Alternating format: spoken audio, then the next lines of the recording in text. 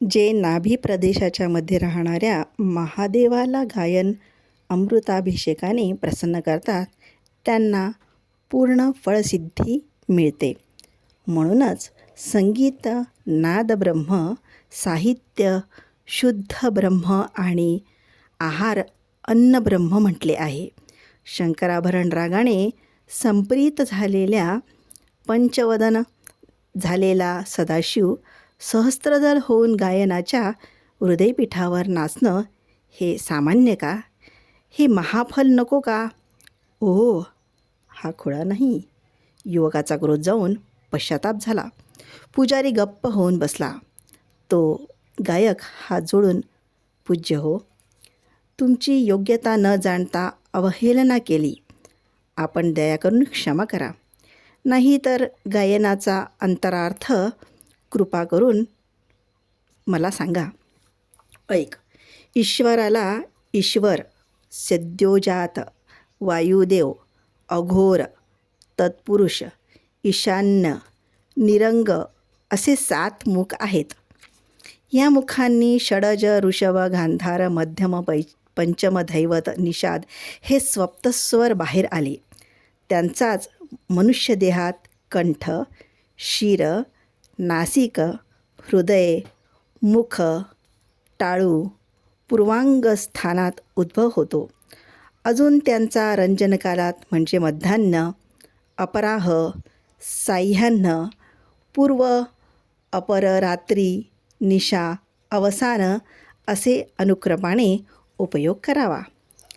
जीवाच्या शरीरात हे सप्तस्वर उद्भव स्थानात गायकाने लय केले तर ईशकृपेने तो ज्ञान मिळवतो.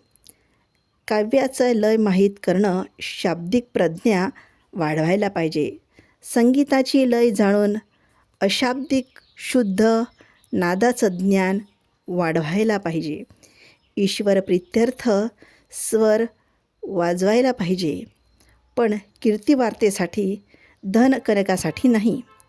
बरं, आता शंकराभरण राग प्रारंभ कर. गायकाला सिद्धाने मोत्यासारखे बोल, संगीताचं दिव्य मंत्र रहस्य उघडून दाखवल्यासारखं झालं. स्वर उद्भव स्थानात स्वर लय, जिथे सृष्टी तिथेच लय. भगीरथ प्रयत्न, शिवाच्या कृपेनं भगीरथ प्रयत्न यशस्वी झाला. मी तो साध्य केलाच पाहिजे. युवकांनी संकल्प केला. सिद्धांच्या चरणांना नमस्कार करत आपल्या उद्देशाने कृतार्थ झालो असं म्हणून त्या युवक गायकाने शंकराभरण रागाचा आलाप केला. सिद्ध तिथे येऊन त्याचं उपदेशाचं काम संपलं होतं. तिथून विष्णुपाद दर्शन घेऊन वैजनाथ क्षेत्राला आले. पुजारी ईश्वराला अभिषेक करण्यात गुंग होते.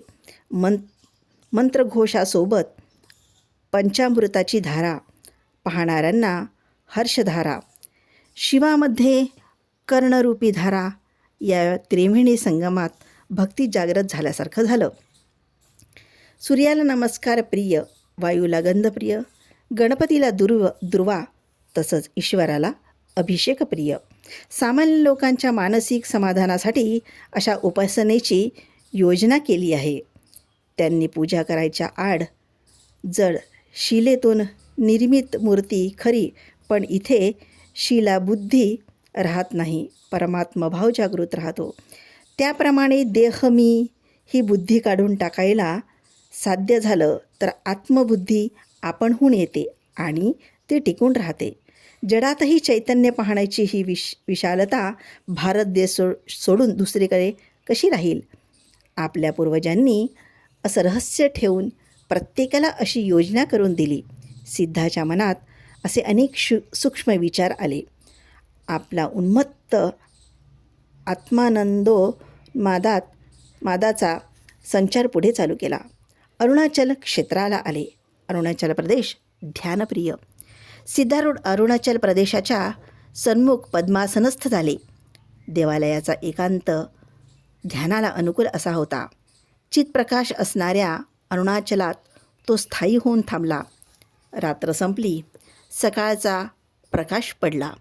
पर्वतामध्ये निवास योग्य नाही, प्रवासच योग्य.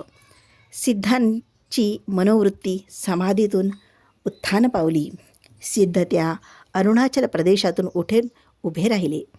त्यांच्या अंतरंगातून एक प्रचंड शक्ती बाहेर आल्यासारखी होऊन विश्व व्यापून राहिल्याचा अनुभव झाला. पटकन उभे राहिले. इथे गंगा शतमुखी होऊन वाहत आहे. बालरवी शतमुखाने चुंबन करत गंगामातेच्या त्या विश्वव्यापी वात्सल्यरसाच्या चिंतनाने त्याच्या हृदयात तो व्यापक भाव जलपातासारखा येऊन पडला. दिवसा पडलेल्या आरशावर जसा उन्हाचं प्रतिबिंब पडतं त्यासारखा तो अरुणाचल प्रतिबिंबित होऊन चमकला. त्या निसर्ग सौंदर्याच्या सान्निध्यात सिद्धारूढ देहभान हरपले. शिवभगीरथाच्या तपस्येला प्रसन्न होऊन सगर वंशाच्या 63,000 मुलांना कपिल मुनीपासून शापग्रस्त झालेल्या त्या मुलांना मुक्त करायला भूदेवीचा ताप शमनासाठी गंगेला कृपा करून यायला सांगितलं. ती गंगा स्त्री नाही, माता. सतीच्या सान्निध्यात गंभीर असलेली आर्त हाकेला धावून आली. विनंती ऐकून सापाची फणी काढून राहिल्यासारखी आली. 60,000 सगर संततीच्या शापशमनाला सहस्त्रमुख धारण केलं. मातृवात्सल्याला अंग भरून मुख सिद्ध हसनमुखी असलेल्या गंगेच्या हिरव्या काठाचा पदर धरून पुढे चालले. कलकत्त्याला येऊन थांबले. निर्जन निर्भीड प्रदेश. आपल्या संचारमार्गात कितीतरी प्रदेश फिरले, पण त्या प्रदेशातलं वातावरण वेगळ्याच संस्कृतीचं दिसलं. तिथली शिस्त, संयम, सुसंस्कृती, श्रीमंत वैभव मुखमंडलावर दिसलं. शेतात पुष्कळ झाडे झुडपे असली तरी काय, गवत, वेली, फणस, लिंबू, गुलाब, चाफा, कितीतरी प्रकारची झाडे. एकाच्या जवळ एक. एकाची सावली दुसऱ्यावर पडली तरी, एकाचं मूळ दुसऱ्यात आले असले तरी सर्व व्यक्ती स्वातंत्र्याची वाट पाहत होते. जाईचा वेल केव्हाही गुलाब होणार नाही, आंबे केव्हाही लिंबू होणार नाहीत. आपलं स्वातंत्र्य टिकवून दुसऱ्यात अनुनयाने राहून ते महत्त्व बंगालमध्ये सिद्धांनी पाहिलं. इंग्रजांच्या कपिमुष्टीत असलं तरी ती मुष्टी कापून रंध्र करून त्या रंध्रमुखातच स्वातंत्र्याची हवा फुंकणारी तुतारी वाजवताना सिद्धांनी पाहिली. पुढे स्वातंत्र्य मिळणार असं सिद्धांना वाटलं. सर्वतंत्र स्वतंत्र प्रवृत्तीच्या महामेरुगिरीत राहणाऱ्या त्यांना स्वातंत्र्याचं पूर्ण ज्ञान होतं. सतत भरून वाहणाऱ्या गंगेच्या डाव्या तीरावर वृक्ष वनराजांसारखे डोके वर करून दक्षिणेश्वराचं महाकालीचं मंदिर आहे. मंदिराच्या पायऱ्यांना डोकं टेकवून सिद्ध पायऱ्या चढत देवालयाच्या महाद्वारात आले. तिथे मंडपाच्या पुढे 6 शिवमंदिरे होती. चंद्रमंडप ओलांडून पुढे गेले तर विटांचं अंगण.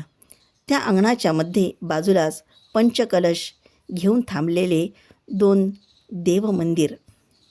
उत्तरेला राधाकृष्णाचं मंदिर. प्रशस्त असं मंदिराचा आवार. पायऱ्या असलेलं मोठं स्टेज. त्या स्टेजवर 1000 पाकळ्या उमललेलं चांदीचं कमळ. ते सहस्त्रदल पीठावर दक्षिणेकडे तोड असलेली शुभ्र दगडाची शिवमूर्ती. अव्यक्त, निर्गुण, अकर्म, निष्कलंक, चिरसुक्त, चिरशांत, सत्वपूर्ण असलेली परब्रह्माची प्रतिकृती होऊन उभी होती.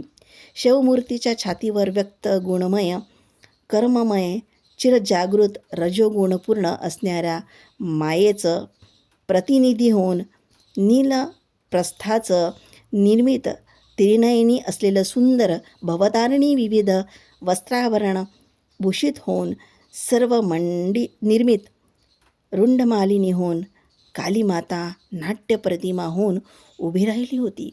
सिद्धांनी हात जोडले, डोकं टेकवून नमस्कार केला. एकाग्रतेनं पाहिलं. त्या तिन्ही डोळ्यात खोल जाऊन पाहिलं. कृपा केली तर नारी, क्रोध केला तर काली, जगत प्रलयंतकारी. त्या शक्तीचे मुख असंख्य. ती शक्ती अबला नाही, सबला, पाळणा हावलल्यासारखं जगाला हलवते. शिवाच्या डोक्यावर जाऊन